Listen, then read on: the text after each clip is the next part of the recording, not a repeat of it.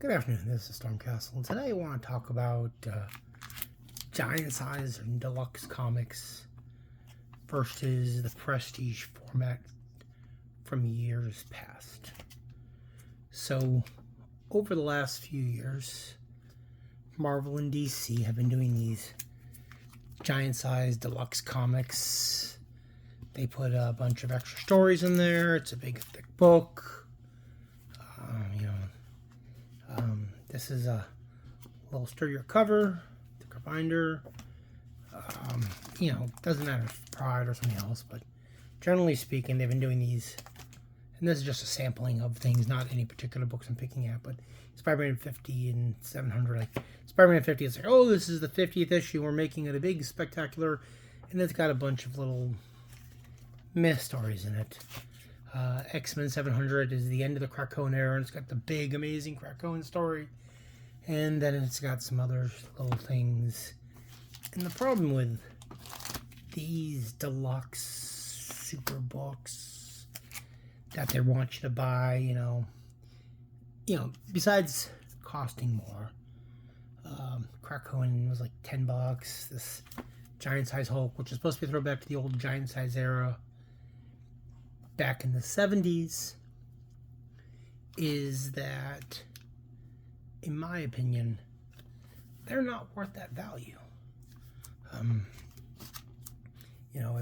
It feels more and more like, and yeah, I have a few of these books, but more and more you're not getting the value out of it. And honestly, the stories don't feel special. Now, and I don't want to say back in the day and sound like I'm an old person, but they put out these deluxe formatted books. Marvel's had this great acetate cover on them. Look for Across the Marvels. Akira was put out by Epic Comics in the back of the day. It's cardboard stock, better binding. It's much better binding than the new books. Batman Full Circle, again. Batman Captain America, Batman the Cult by Jim Starlin, History of the DC Universe, The Golden Age. This is embossed on the top, actually. Kingdom Come, also by Alex Ross, Art Mark Wade, Dark Side Galactic Hunger. I can go on. There are tons of them. And, there's a great Martian Manhunter series that I absolutely love that I did not dig out. I was just trying to go for a sampling because I do have quite a few of these. But, Killing Joke is one of them. With an amazing embossed cover, which I don't have a copy of right now. But the thing about it is, when you bought these books and you were paying the premium of $4.99 or $5.99 or $5.95, they felt that not only were you getting a better quality binding and cover, but honestly, you were getting a much better story out. I love Akira. I remember picking up Akira at the spinner rack at Walden Books back in the day. I loved Akira. My kid had this in a collection, and she's like, "Oh yeah, I don't know, I have this. Do you want it?" I was like, "Yeah, I would love," because I loved Akira. But when you got these books, you felt like you were getting a much better quality story. You're paying for the premium book, premium look, and they were just felt like a better story because they're going to the effort to make the much better version of the book. Where now it's just sticker with about a couple extra stories. Marvel does their Marvel voices multiple times a year. Yes, they're trying to say like showing off women or minority, but it feels more of a cash grab. That's less special. Instead of doing a bigger anthology, which is more well treated, they're doing this list of stories. We've got the Catwoman 80th anniversary book. That again, there's something, but it feels like. And so I'm not trying to knock the Pride specials or Marvel's voices, that the fact that they're trying to highlight minority creators and characters. I mean, that's not what this is. It's just I don't feel like the value is. And honestly, I got all these. I got a whole bunch of the Tim Drake Pride specials out of all these packs. They charged, I don't know what the hell. They charged $6 for this. And, I have like 8 copies in all these packs. And, you know, they were overproduced. And the stories are not as enjoyable or important. And that's the thing also, you know, the Batman Urban Legends for Frozen Fables featuring Tim Drake, Nightwing, Azrael, Tweedledee, and Tweedledum. It's just, it's a big, thick book just to sell a big, thick book to make more money. You know, this could have been a regular, or could have been a little more, but they're trying to, like, X-Men 700 is a big milestone. It's, honestly, with your changing your numbers every few years. And Spider-Man 50, like, the story's good, but all the rest of the stuff inside it was it needed? You know, it's an artificial number. It's an artificial 500. You know, we're going to get a legacy number 950 soon in 2 months, I believe. And they're going to do they're going to do a big, like, oh, but it's not special. And that's what I'm saying. And this, I want to say, started in the 2000s. Maybe not even then, maybe in the 2010s. Because I don't remember earlier, you know, that they did all these deluxe books. I mean, the Thor Straczynski 700 or 800 or whatever it was, that was a big story. And we were being told the big story, which is important. You know, but, and that came out in 92 or 93 or whatever. I mean, 2008, 2009, before I left the book.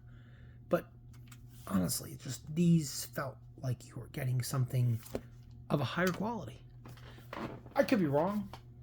Not saying that the artists and writers are not good for this new stuff, but honestly, it just feels like they're like, hey, let's put out a deluxe book. This way we can mark it up. Make a ton of variant covers. You know, and sometimes, yes, I do buy variant covers because I like the way some of the variant covers look. But I feel that if they want to charge us as extra money, they really should make the story worthwhile. Marvel's an incredible story. Cure was a great story. Batman Full Circle was fairly decent. They were trying to... This actually felt like it was a bit of a... Trying to go back to Batman Year 2, but the Batman Captain America is a good book. Batman Grendel was a deluxe. Both issues are deluxe books. Batman the Cult was supposed to be Joker, the Killing Joke. Those are amazing books that you are paying more for. You know, this is like Batman breaks. He gets broken by a cult and he has to come back. And it's, you know, Jim Starlin and Bernie Wrightson. I mean, that alone, you know, is a great creative team. The History of the DC Universe by Wolfman and Perez, setting everything after the post-crisis so people could see how things was working on the timeline. These books felt great. The Golden Age. This is an amazing story. It's an Elseworlds tale. If you've never read The Golden Age, find the 4 issues or find the trade. There was DC Cosmic Odyssey that had repercussions for Green Lantern for decades after. Kingdom Come. Darkseid Galactus. Darkseid vs. Galactus, The Hunger.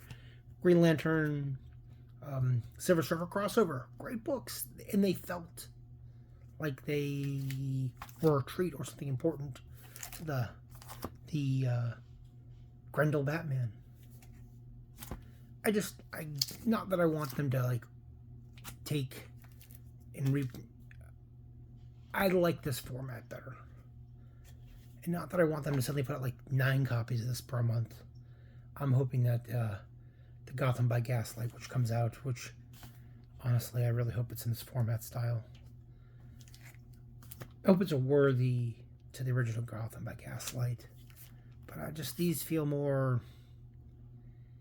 They really feel I don't know, they don't feel as important. They feel they're just trying to push some sales up, and they're not telling stories of any consequence. They're like, oh, well, we need to highlight the characters. You know, I love seeing Monica Rambeau. Honestly, I prefer her as Captain Marvel over Carol Danvers.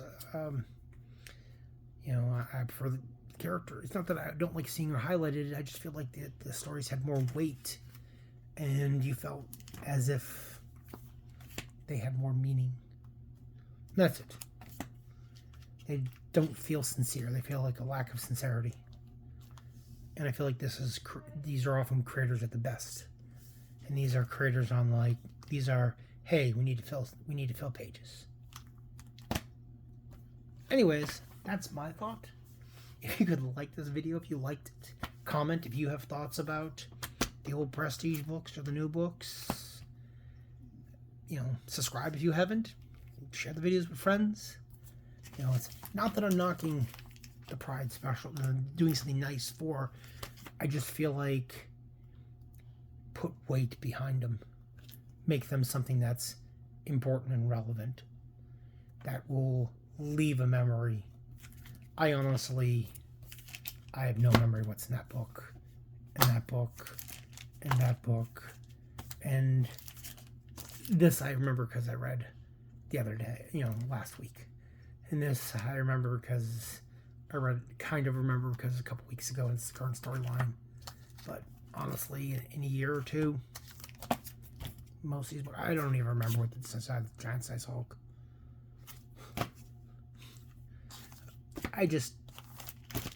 They don't have the weight of time or the weight of creator love, so to speak. You know. Anyways, this is just a sampling. This is not like, I'm not picking on these particular books in particular. They're just the ones that were easiest for me to grab that I can think of. And, you know, and there are some Prestige books, like the Batman Full Circle is not one of the best. But Gotham by Gaslight, The Cult, Batman Red Rain, actually I think that was hardcover deluxe. And then we got a little Arkham Asylum. That hardcover book was something fabulous. But it's I feel like these books not only have beautiful art and content, but also have the extra special love of the creators. Anyways, this is Stormcastle. Those are just my thoughts. Like I said, like the video if you liked it. Comment, you know, your thoughts about these books, and subscribe if you haven't subscribed. And please share. And honestly, pick up Marvels and these books if you've not seen them. Like I said, I highly recommend Golden Age. I really enjoyed it. Anyways, have a good one.